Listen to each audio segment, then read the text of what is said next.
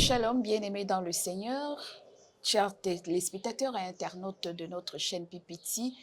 À l'occasion, une fois de plus, de cette semaine, nous nous rapprochons pour nous connecter au moyen de l'étude de la parole de Dieu. Et vous l'avez compris, c'est votre programme hebdomadaire à l'école du sabbat. À l'école du sabbat, c'est ce programme d'études bibliques à travers un guide moniteur trimestriel. Nous sommes parvenus au deuxième trimestre de l'an 2025. Bientôt, nous allons progressivement achever parce qu'aujourd'hui et cette semaine, nous allons aborder la leçon 10. Donc, le titre est « Ceux qui ont péri en jugement ». Avant d'entrer en profondeur dans les différentes leçons qui nous ont été présentées dans cette leçon, nous allons demander au pasteur Jérémie, notre invité, une fois de plus, de nous unir par sa prière. Bonjour, pasteur. Bonjour, prions. Seigneur, nous te sommes infiniment reconnaissants pour ces instants que tu nous accordes de pouvoir étudier ta parole. Envoie ton Esprit Saint afin qu'il nous accorde la meilleure compréhension de ta parole. Au nom de Jésus, Amen. Amen. Leçon 10 de l'école du sabbat de cette semaine, ceux qui ont péri en jugement. Verset à mémoriser nous est tiré du livre de 1 Corinthiens, le chapitre 10, les versets 11 et 12 qui nous disent « Ces choses leur sont arrivées pour servir d'exemple et elles ont été écrites pour notre instruction à nous qui sommes parvenus à la fin des siècles. Ainsi donc que celui qui croit être debout prenne garde de tomber. » Avant de revenir sur l'esprit qui a conduit les gens à une certaine époque et celle qui conduit notre monde aujourd'hui, il est quand même important de rappeler que on nous parle encore d'une leçon centrée sur le jugement, alors que la semaine dernière, à la deuxième partie du livre des Psaumes, pasteur, on a étudié une leçon qui parlait du vin et du sang. Et dans cette leçon, elle nous rappelait que ceux qui s'allient à la justice de Jésus-Christ par son sacrifice, son sang, ils sont purifiés, ils sont justifiés au moyen de la foi. Mais que ceux qui s'obstinent à rejeter ce plan de salut finissent par boire le vin de la fureur de Dieu. Alors, comment comprendre que cet enchaînement des événements, comme on le dit, hein, de cette leçon dans la journée de samedi, on nous fait savoir que les prophéties s'enchaînent au fil des âges, elles ne se ressemblent pas, mais au final, on se rend compte que leur trame aboutit finalement vers la même résolution du problème du péché, le jugement de Dieu et la fin du monde. Comment analyser cette question? Oui, effectivement, cette leçon est très importante parce qu'elle nous permet, elle nous alarme, elle nous avertit et nous rappelle le fait que Dieu a un plan pour résoudre le problème du péché. Et avant de résoudre ce problème du péché, il procède à des avertissements. Il annonce, il prévient. Et si nous ne prêtons pas attention à ces avertissements et à toutes ces alarmes qu'il est en train de lancer, il se pourrait que nous manquions la résolution finale, le salut qu'il a prévu pour les êtres humains. Et vous voyez ici, l'apôtre Paul insiste sur un fait que ce qui s'est passé auparavant nous sert d'instruction aujourd'hui et nous sert d'avertissement aujourd'hui, de telle sorte que nous qui sommes parvenus à la fin de temps n'ayons pas droit à l'erreur. Okay. Lorsqu'il n'y a pas d'exemple à suivre, quand il n'y a pas de modèle, on peut justifier ses erreurs, on peut justifier ses échecs. Mais lorsque tout est prévu parce que l'Éternel ne fait rien, sans révéler ses secrets à ses serviteurs, les prophètes, nous n'avons aucune excuse, nous qui sommes parvenus à la fin des temps, pour recevoir, vivre la seconde venue de Jésus et aussi recevoir le salut qu'il a réservé pour le monde entier. Merci. C'est quand même important de noter que qu'on soit dans l'Ancien Testament ou qu'on revienne dans le Nouveau Testament, c'est vraiment, véritablement la même trame. Hein, parce qu'on revoit dans les récits du Nouveau Testament, que ce soit dans les évangiles synoptiques, dans Matthieu chapitre 24, lorsque Jésus parle des événements de la fin de temps, il évoque l'attitude et le comportement des antédiluviens. Et puis Pierre également va revenir sur le même esprit qui a animé les gens de Sodome et Gomorrhe. Jésus va parler de Sodome et de Gomorrhe. Pierre va parler de l'époque de Noé. Comment comprendre que des générations se succèdent, mais le même esprit guide le monde. Nous ne devons pas perdre de vue que nous sommes au beau milieu du grand conflit cosmique. Cette lutte qui oppose les forces du bien et les forces du mal, Dieu et Satan. Donc la lutte est permanente et elle est régulière. Les avertissements sont donnés et chacun fait son choix, soit d'obéir, soit de rejeter ce qui est annoncé. Et c'est de cette façon que le jugement même tire son essence, parce que c'est par le fait que nous acceptons ou nous rejetons. Mais maintenant, s'il faut revenir par le fait que ce soit le même esprit, on a l'impression de voir les mêmes tendances traverser les générations. C'est les mêmes humains qui agissent. Exactement, nous voyons l'influence que le péché, le mal a dans la vie. Son influence ne change pas, ses actions ne changent pas et les êtres humains demeurent les mêmes. Donc, si nous prenons la décision de suivre, d'obéir et d'obtempérer à ce que Dieu dit, il se pourrait que nous puissions échapper au jugement et à la manière dont Dieu promet d'en finir avec le mal. Le mal a un salaire, il a une résolution et il est très souvent trompeur. Parce qu'on a tendance à se laisser faire par le péché. Vous avez évoqué le cas des Sodomites, ou Sodome et Gomorrhe. Vous voyez le niveau du mal et du péché qui était, qui avait atteint ces villes, ces générations, ne sont pas aussi différentes de celles que nous sommes en train de vivre aujourd'hui.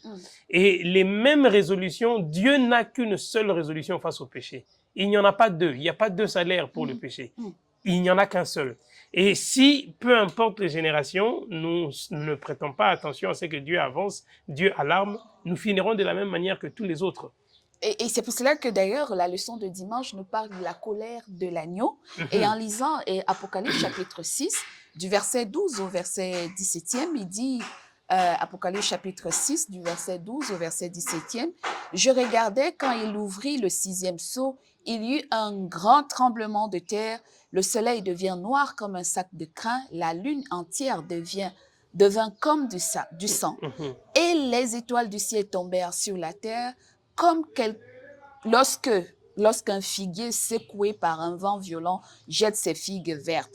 Le ciel se retira comme un livre qu'on roule et toutes les montagnes et les îles furent remuées de leur place. » Et puis, c'est la réaction d'après des hommes de cette époque qui est impressionnante. Il dit, les rois de la terre, les grands, les chefs, militaires, les riches, les puissants et tous les esclaves et les hommes libres se cachèrent dans les cavernes et dans les rochers des montagnes et disaient aux montagnes et aux rochers, tombez sur nous et cachez-nous devant la face de celui qui est assis sur le trône et devant la colère de l'agneau, car le grand jour de sa colère est venu, qui peut subsister. On voit donc que dans cette sentence ou dans ce jugement ou dans cette colère de Dieu ou de l'agneau, les gens acceptent la punition, pas comme des ignorants. Ils reconnaissent que c'est la colère de Dieu qui s'abat sur eux. Ça veut dire qu'ils n'étaient pas ignorants du message d'avertissement. Ça, c'est quelque chose de très important qu'il faut noter. Vous voyez, il est très intéressant de voir que ce sont les méchants. Ce sont des paroles qui sortent de la bouche des perdus, des méchants. Ils reconnaissent que c'est l'agneau, ils reconnaissent que c'est son jour, ils reconnaissent même que personne ne peut subsister. Ils acceptent un jugement qui a été déjà formulé à leur endroit en fonction de ce qu'ils ont posé comme acte. Ils ont rejeté l'avertissement, ils ont rejeté la vérité. La bonne nouvelle a été annoncée, le message du salut a été prêché. Mais leur attitude n'a pas été différente de celle de l'époque de Noé, avant le déluge. Parce qu'il faut mentionner là que Noé a quand même abattu un grand travail et pendant plus d'un siècle, il ne faisait que prêcher.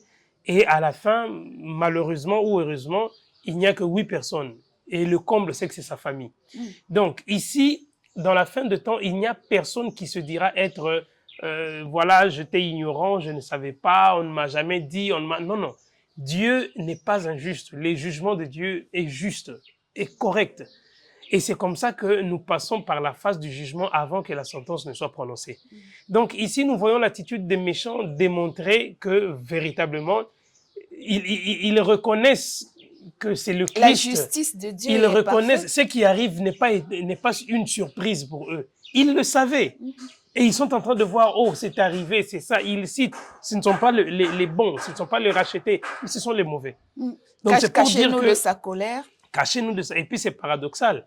On voit l'agneau, bon, généralement, l'agneau est symbolisé, D'amour, de c'est le symbole douceur, d'amour, de douceur, hein, de tolérance, de de tolérance, patience voilà. Mais maintenant, là, on parle de l'agneau en et la colère, la colère. colère de l'agneau. Cela exprime aussi le fait que Dieu, peu importe sa largeur, peu importe sa douceur, peu importe sa lenteur, il finit toujours par amener chaque chose à sa fin. Et c'est ce que l'apôtre Pierre dit d'ailleurs dans cette référence qui nous a été citée Mhm, dans le livre de 2 Pierre, mhm, chapitre 3. mhm. On nous dit que quand les gens se posent les questions, que vous nous avez longtemps dit que le retour de Jésus-Christ viendra On et ne on voit ne le même voit pas. même pas. Nous, les arbres, on a La vie planté des continue son arbres cours. et ces arbres ont vieilli, nous y voici, nous y sommes. Et puis rien n'a changé, le monde est resté comme toujours il est. Et puis l'apôtre Pierre finit en disant que le Seigneur ne tarde pas dans l'accomplissement de ses promesses, Mhm. mais il use de patience afin de donner du temps.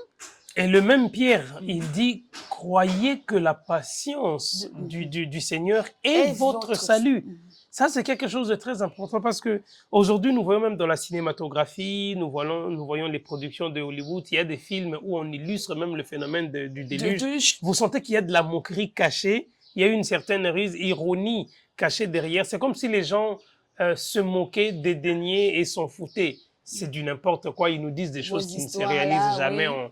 On en a entendu parler, voilà. Mais Dieu, un jour, finira par concrétiser tout ce qu'il a prévu, tout ce qu'il a annoncé. Et justement, merci. Et il a utilisé des humains pour avertir le monde d'avant. Il en utilisera certainement encore aujourd'hui pour aviser et avertir le monde d'aujourd'hui. Mais revenons un peu à la journée de lundi avec Noé, le grand évangéliste. La première partie de la leçon concerne le rejet même de l'histoire du déluge par certains savants ou par certains érudits ou peuples qui disent que l'histoire biblique de la Genèse, de la création, tous ces déluges et autres là, c'est des mythes. Ce sont des inventions humaines pour essayer de calmer la méchanceté des hommes, mais que en réalité, ces choses n'existent pas. Mais curieusement, on voit que dans la même mythologie de beaucoup de peuples de la Terre, que ce soit en Orient, en Afrique ou en Occident, on a toujours un récit qui raconte un événement d'un monde qui fut englouti par les eaux à un moment donné. Alors, que comprendre avec l'incrédulité du monde, à croire que ce que Dieu a dit a existé, existe et sera. Ok, donc moi je considère le message Noé, l'évangéliste, c'est fait référence aussi à la démonstration de l'amour de Dieu à ouvrir des portes qu'il donne l'occasion, l'opportunité aux hommes de saisir pour être sauvés. L'objectif de Dieu, ce n'est pas de détruire l'humanité seulement et voir périr tous les êtres humains, mais c'est de les sauver d'abord. L'évangélisation est une sorte de porte ouverte, une opportunité qu'il faut saisir. Puisque pendant qu'il avertissait, il y avait la construction de l'arche qui devait protéger ceux qui acceptaient le message de Noé. Donc vous voyez que Dieu, dans sa procédure, il donne des opportunités. Et ceux qui saisissent cette opportunité sont bel et bien sauvés. Entrent dans l'arche. Et ceux qui ne la saisissent pas finissent par périr. Et donc, vous voyez ici, il est très important d'insister qu'il y a aussi la notion de foi qui est intégrée. Parce que l'apôtre Paul évoque même la question au sujet de Noé quand il parle dans le livre d'Hébreux. Hébreux, le chapitre 11, le verset 7, disant que c'était un acte de foi avant tout. Construire un arche et dire qu'il y aura une pluie un jour, le monde sera détruit. Les gens n'avaient jamais connu une pluie. Voilà. Quand Noé parlait du déluge, pour eux, c'était « c'est quoi cette affaire? C'est quoi cette situation ?» Jusqu'à ce que ça arrive et que ça les rattrape et qu'ils en périssent. Donc, nous devons faire très attention lorsque, même quand on parle de l'évangélisation, nous annonçons la bonne nouvelle. Ce n'est pas une chose qui vient que de façon sentimentale, comme une recommandation donnée, mais c'est une question de vie ou de mort. Et aujourd'hui même, quand il y a un commentaire que j'aimerais lire.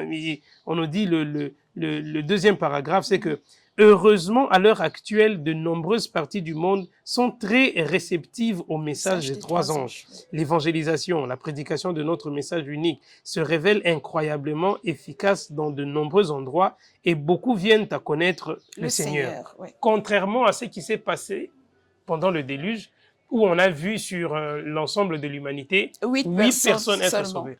Est-ce un échec? Est-ce une réussite? Bon, du point de vue humain, c'est un échec. Vous voyez? Parce que comment est-ce qu'on peut annoncer la bonne nouvelle à l'humanité tout entière de l'époque et il n'y a que 8 personnes? Et peut-être que les Et 8 surtout, personnes les là... 8 personnes, c'est les membres de sa famille. Et je peux aller même très loin, ça n'engage que moi. Peut-être qu'ils se sont regardés, ils ont dit, oh, le pauvre vieux, il a tellement prêché, il n'y a personne. Bon, maman, les enfants, venez, hein, on va quand même l'accompagner pour qu'il ne soit pas ridicule seul. Vous voyez ça? Contrairement à cette époque-là, aujourd'hui, nous voyons quand même qu'il y a de l'évolution et qu'il y a un grand nombre de personnes qui est réceptive à la manière dont le message est annoncé. Mais devant Dieu, ce n'est pas un échec. Devant Dieu, c'est que l'objectif a été atteint. Même si c'est une seule âme? Même si c'est une seule âme, Dieu n'a pas de problème. On a annoncé, on a averti et les gens ont cru, peu importe leur nombre. Et c'est là que moi, je lance un conseil, même pour ceux qui font des évangélisations. Le plus important, c'est pas à la fin, non, j'ai baptisé autant de gens. Il y a autant de personnes qui se sont converties. C'est pas ça. Celui qui touche les cœurs et qui travaille au fin fond de cœur de ceux qui reçoivent, c'est le Saint-Esprit. C'est Dieu lui-même qui s'en occupe. Donc nous, notre travail, comme Noé, c'est d'annoncer et d'avertir. Voilà, merci. Et donc, l'histoire de Sodome et de Gomorrhe, nous sommes à la journée de mardi, chers téléspectateurs, et on se poserait la question quand même, comment Dieu rend-il l'homme participatif sur le processus du jugement? Parce que cette histoire qui est écrite dans le livre de Genèse, on nous raconte comment Dieu va venir discuter de l'étape de la destruction de Sodome et Gomorrhe avec Abraham avant que les anges n'aillent y mettre sortir l'autre et puis la pluie de feu va s'abattre. Pourquoi Dieu trouve-t-il intérêt? Il n'a pas besoin de justifier ses œuvres, puisqu'il est le seul maître juge du temps et des circonstances. Mais pourquoi rend-il participatif l'humain dans la quête de la vérité et de la justice? Bon, ici, il faut qu'on fasse très attention. C'est que, en parlant du grand conflit, même Dieu est concerné. Hein, aussi paradoxal que ça peut sonner dans les oreilles de nos téléspectateurs, Dieu est concerné dans cette affaire. Un problème a débuté au ciel et les anges sont témoins. Ils ont vu comment ça a commencé. Et ils voient comment est-ce que Dieu compte finir avec cette affaire. Et Dieu avertit, Dieu prévient. Vous voyez la discussion avec Abraham. Quand Dieu veut résoudre le problème du péché, il ne faut pas qu'on dise qu'il le fait de façon dictatoriale. Vous voyez, il le fait en démontrant. Dieu donne des preuves. J'aime même l'échange que Dieu a eu avec Abraham, où Abraham lui dit, si tu trouves 50 personnes, est-ce que tu vas détruire? Il dit, si il y en a 50, je ne ferai rien. Il va même à 30, il descend, jusqu'à... Vous voyez? Et Dieu dit, même si je trouve une seule personne, je ne la détruirai pas. Donc c'est pour démontrer que Dieu est tellement juste dans ce qu'il fait et qu'il nous prévient, il nous avertit, afin que lorsque la finalité arrive, que cela ne nous gêne pas. Mais ce qui m'intrigue le plus, quand je compare les événements qui ont conduit à la destruction de Sodome et Gomorrhe, et je vois la manière dont la tendance de la vie évolue aujourd'hui, il y a tellement de similitudes, il y a tellement de points convergents qui doivent non seulement nous inquiéter, mais nous avertir de la manière dont le Christ dit ce qui se passa dans le temps de Sodome et Gomorrhe, c'est les mêmes choses qui se passeront avant la seconde venue de Jésus. Le plaisir à outrance, l'hédonisme, comme on dit, l'immoralité, la promiscuité. Et aujourd'hui, on parle même de l'homosexualité. C'est vrai que dans la Bible, le terme homosexualité n'existe pas. Mais quand vous suivez la discussion que les voisins de Lot ont eue avec lui au sujet des anges qui étaient entrés dans sa maison. Donne-nous les anges, les 2 hommes que nous avons vus entrer chez toi. Lot leur a proposé même sa fille. Ses filles qui sont vierges. Ils ont dit, nous voulons les hommes là qui sont entrés. Donc, on voit vraiment de l'homosexualité jusqu'à un niveau où et on dit que c'était pas seulement des adultes, même les enfants étaient dans cette quête. Exactement. L'immoralité dans la classe sociale était devenue une norme de vie. Et aujourd'hui, nous sommes en train de le vivre. On parle de la pédophilie, on parle de l'homosexualité, on parle de LGBTQ, on parle de beaucoup de choses. Voilà. Ces choses doivent nous interpeller. C'est comme ça qu'au début de la leçon, le verset clé dit très bien que ces choses leur sont arrivées pour nous servir. Vous voyez? D'exemple. Donc ça, c'est quelque chose de très important. Et justement, c'était important de revenir sur cet esprit qui animait Sodome, Gomorrhe et tout ça, et qui anime également le monde aujourd'hui. Et nous qui sommes, comme vous l'avez si bien dit, porteurs de ce message d'évangélisation pour avertir au monde de sortir Babylone. de Babylone, et tout en se disant, comme la journée de mercredi l'a si bien dit, Dieu est le juge de la terre, il est le seul. Donc, il ne marchande pas en réalité quand il nous rend ou participatifs de la prestation de ces œuvres de justice, mais tout simplement c'est pour que nous contemplions et que nous reconnaissions sa justice, c'est ça. Exactement. Dieu n'a aucune raison de s'expliquer devant nous. Voilà. Dieu n'a aucune raison de donner des arguments devant nous. S'il le fait, il choisit ne pas nous cacher ses plans. Il choisit ne pas les garder secrets pour lui-même. Mais il veut nous faire participer dans ses plans afin qu'à la fin, que tous disent effectivement, comme Apocalypse le dit, ton jugement là est juste. Ta sentence, elle est vraiment correcte et parfaite. Et ça, c'est aussi un côté que nous devons exploiter le plus.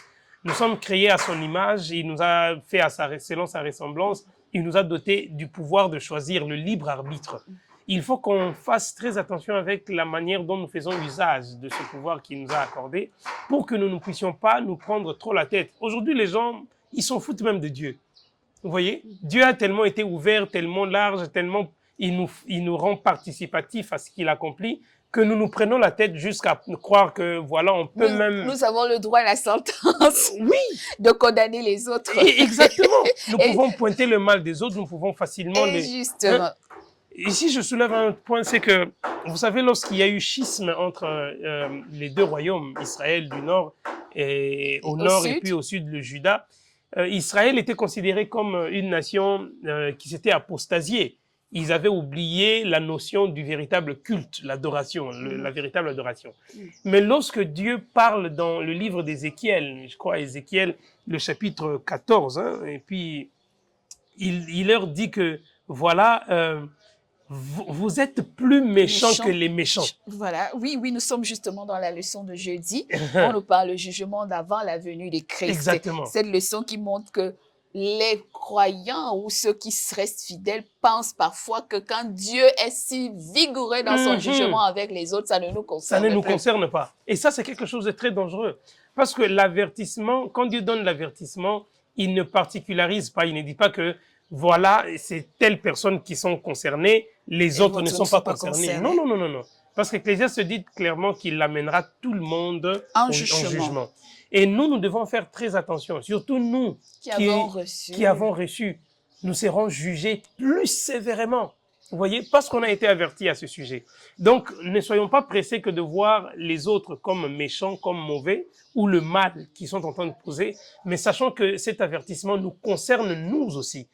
Parce qu'il y a plusieurs qui périront. Dans les 1000 ans que nous passerons avec le Christ, nous prendrons le temps de comprendre les choses les plus difficiles. Mais où était-il? Mais j'étais avec lui, j'étais avec elle, il enseignait, il prêchait. Comment est-ce qu'il ne se retrouve pas ici? Ça sera pour nous l'occasion de comprendre que non, effectivement, il n'était pas exempté. Le fait de prêcher n'avait pas fait de lui, voilà, quelqu'un qui a une garantie du salut. Malgré cela, lui-même qui annonçait la bonne nouvelle a ignoré les avertissements que la bonne nouvelle apportait. Un peu, c'est pour cela que de manière idiomatique ou anecdotique, l'apôtre Jean et Ézéchiel, tout comme Daniel 7 parlait des livres qui furent ouverts, et puis chacun le lisait un peu, le tracé. Bon, peut-être c'est un peu imagé, c'est des allusions, comme on l'a appris. Oui, on parle des allusions d'ailleurs. Des images, des symboles, mais qui renvoient tout simplement que dans cette réalité, Dieu ira plus loin, même dans le millénium, comme vous l'avez dit.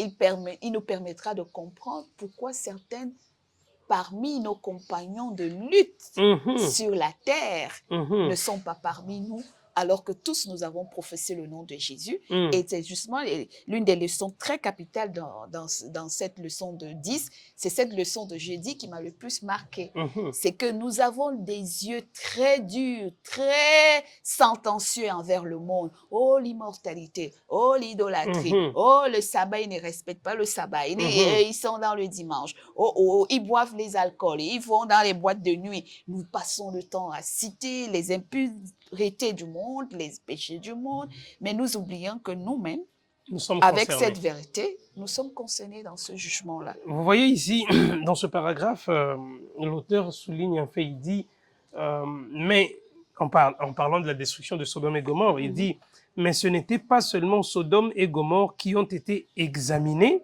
avant leur destruction. Dieu a également ouvert la porte à Abraham pour qu'il étudie si Dieu agissait justement dans sa décision de détruire les méchants. Et pendant ce temps, j'aimerais souligner un fait, c'est que quand vous parlez de ceux qui se concentrent sur les défauts des autres, ouais. c'est que il y a une seule personne qui vient nous acquitter tous. C'est le Seigneur Jésus. Même quand on lit dans Daniel, le chapitre 7, on voit le scénario du jugement. Les trônes ont été établis et l'ancien des jours a pris place. Et on voit le Christ qui apparaît. Avec, oui, semblable à un fils de l'homme, c'est-à-dire le Christ lui-même. On lui fut approché de l'ancien des jours. Et on voit que tout le monde dépend de l'œuvre que cet homme est en train d'accomplir.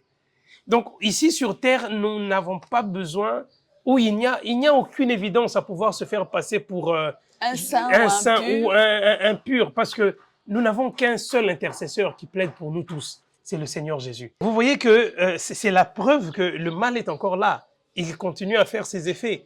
Et ça doit nous interpeller parce que tout ce que nous faisons est enregistré. Quand on parle de livres, bon, Dieu n'a pas besoin de livres pour enregistrer quoi que ce soit, noter comme s'il allait oublier. Dieu voit tout, il sait tout. Et mais les témoignages, c'est pour nous, et même les anges en question. Voilà. Parce que même eux, ils sont aussi participants et ils observent. La sœur Ellen White dit dans l'esprit de prophétie, je crois dans les événements de derniers jours, il dit que les anges observent avec une attention particulière le déroulement des événements du temps de la fin et comment Dieu va résoudre le problème du péché. Donc l'attention des mondes qui n'ont jamais péché, parce que moi je crois qu'il existe des mondes qui n'ont pas, l'univers est tellement grand pour une petite boule bleue dans laquelle nous nous trouvons là, qui n'ont jamais péché et qui observent la manière dont Dieu est en train de résoudre le problème du péché. Et nous les êtres humains, nous sommes les acteurs principaux, nous sommes au centre même de ce conflit. Et Christ est notre bannière, il est au centre de tout. Et c'est lui-même qui nous garantit le salut en question, parce qu'il plaide pour nous.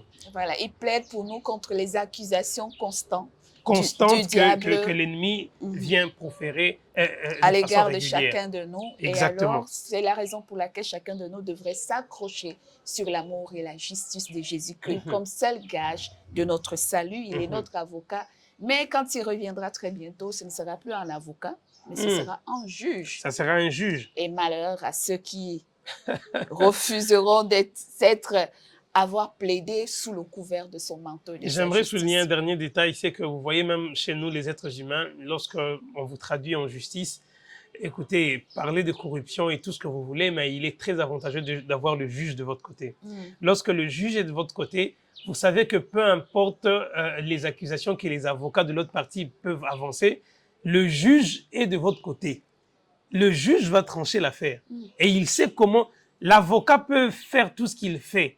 À la fin, c'est le juge qui a le dernier mot. Mais lorsque l'avocat est en même temps le juge, vous pouvez vous imaginer quel bonheur, quelle beauté y a-t-il à se confier à ce juge afin qu'il fasse de nous, qu'il nous acquitte et qu'il nous accorde le salut dont nous avons tant attendu. Et que nous soyons là au festin de l'agneau avec ses grâces, sa présence et sa bénédiction et sa lumière nous guidant jusque dans l'éternité de grâce en grâce. Merci donc de nous avoir suivis. Nous espérons que cette leçon vous a enrichi. N'oubliez pas le même principe. Si vous avez aimé, likez, laissez-nous vos commentaires, partagez la vidéo autour de vous et surtout abonnez-vous. Très heureux de vous savoir nombreux davantage et merci pour l'évolution de vos vues et de vos commentaires et de vos abonnements. Continuez dans ce sens-là. Nous allons nous séparer par la prière du pasteur. Prions. Merci Seigneur, parce que tu es tellement bon, tu es juste et ton jugement est parfait. Nous te prions de nous remplir de ton Esprit Saint afin de prendre conscience des temps dans lesquels nous vivons.